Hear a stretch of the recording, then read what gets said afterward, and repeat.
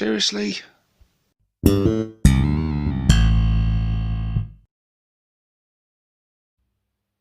Hey guys, and welcome to this review video with myself, 6+ Stevo.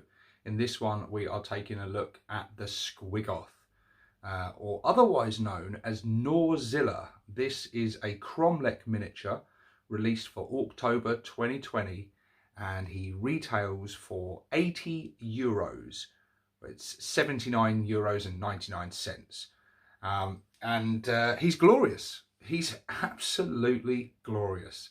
I have fallen completely and utterly in love with this miniature.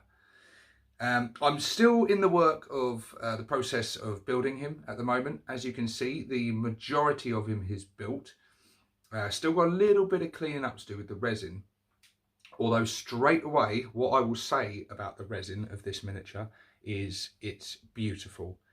Really, really good quality, really sharp detail, very little cleanup required, just a few minor bits. Mold lines and things on there, they're minimal. There was a big one on the underside of his belly. Other than that, there's very little cleanup required. Really not much at all. And he's heavy as well. I mean, he weighs a lot. That body you see is just one massive solid lump of resin. And I mean, let's just for scale like that. There's my hand. You know, he's the size of a hand. He's the size of my hands anyway. Your size of your hands may vary. That base he's on is a Morkanaut size base. So you can get a sense of scale there. And he's with the Haldor thing on top. He's not as tall as a Gorkanaut, but he really does fill out the base beautifully.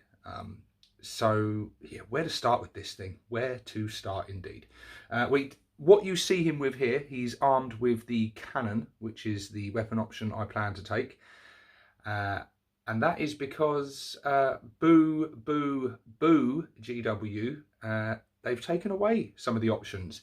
You used to be able to equip him with a zap gun or a lobber. Those options are no longer in the new Imperial Armour Index book. However, his stat line has taken a bit of a boost. The stats of this thing in that book are quite nice. He's got some really nice special rules, so I'm really looking forward to setting this guy loose on the tabletop. There are a few other bits. Like I said, it does come equipped with weapon options, such as the zap gun, which looks very cool, and the lobber, also very cool. Now, I was going to choose the cannon anyway, so I built it like that, you know, before we got news of the options dropping for him.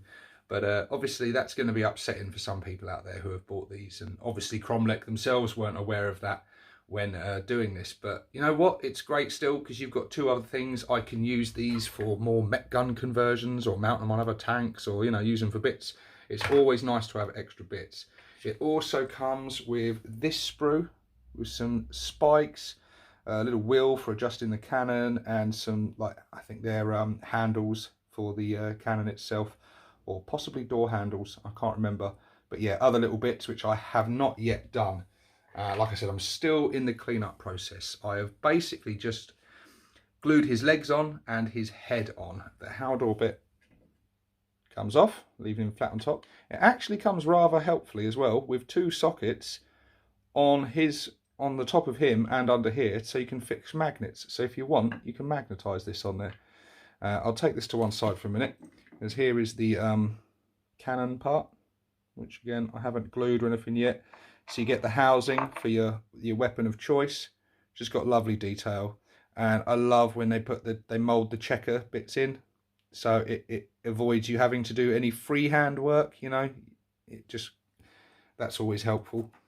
The cannon itself looks very cool, but the Haldor bit itself, again, covered with detail on the inside. You've got spent shell casings, nice checker plate flooring.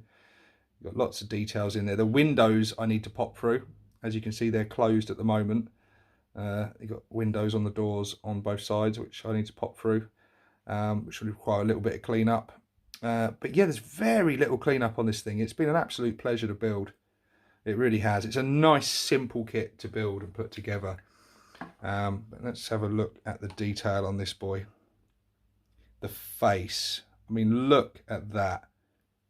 I don't know how well it's picking up on camera, but the tongue itself has got so much detail. You can literally see all the individual taste buds and everything on there.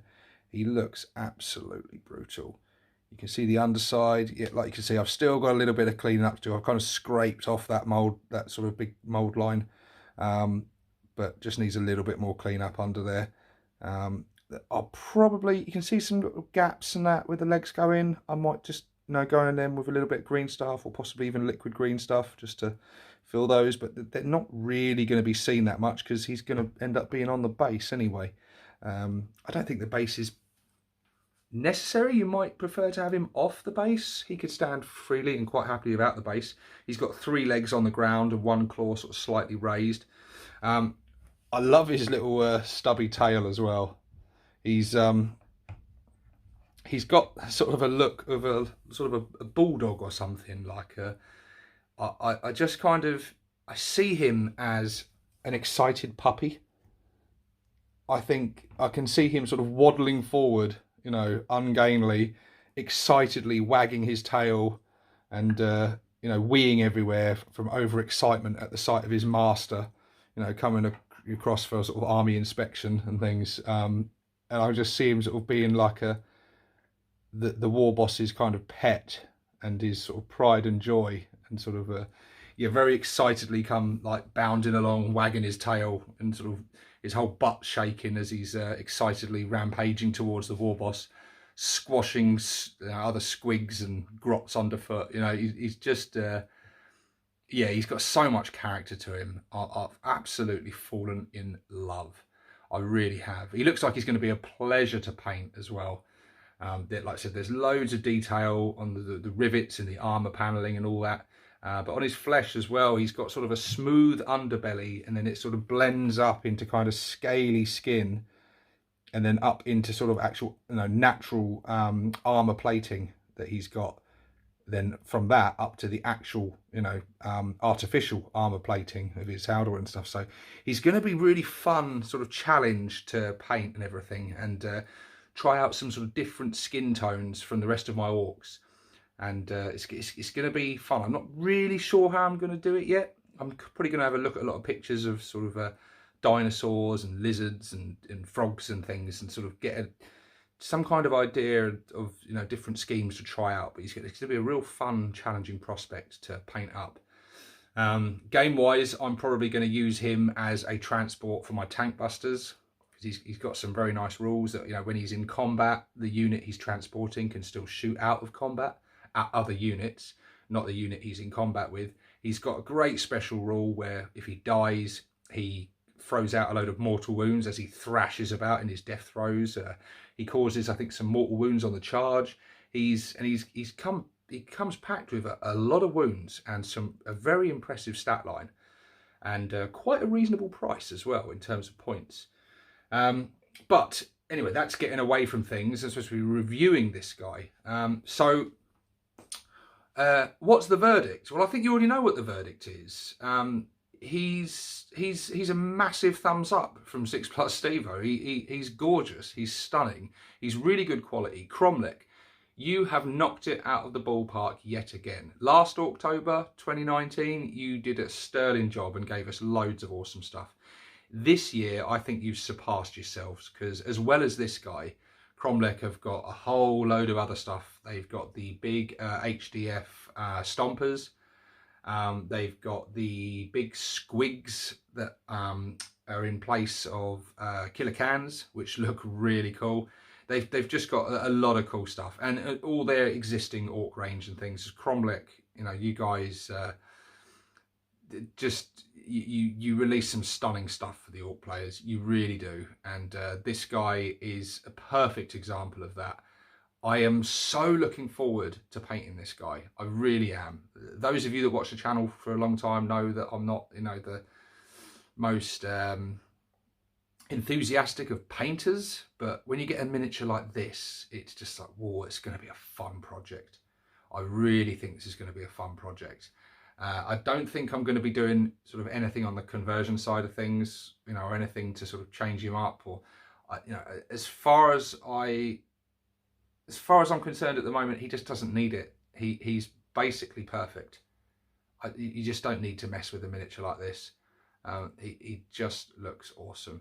I think what I might do though is I probably won't end up gluing the cannon in place. I'll probably glue it to its sort of mounting and then have the mounting free. I might magnetize that possibly, because then I can have the option of having him without the cannon or with the cannon. So yeah, that's probably the only thing I'll kind of mess around with a little bit. I'm not planning to magnetize the Haldor onto his body. I'm just going to glue it, because I don't ever intend to switch that out for anything else or make my own one, or, you know, do anything like that. But yeah, I mean, how does he compare to the Forge World Squiggoth? I don't know, because I don't own the Forge World Squiggoth. I've always been intending to get that miniature, because that was one of my favourite miniatures that Forge World produced for the Orcs. I really, really like it. And I don't think this changes anything. I still think I'm going to get myself one of those at some point. But in terms of scale and size, I think he's pretty much about the same size, give or take.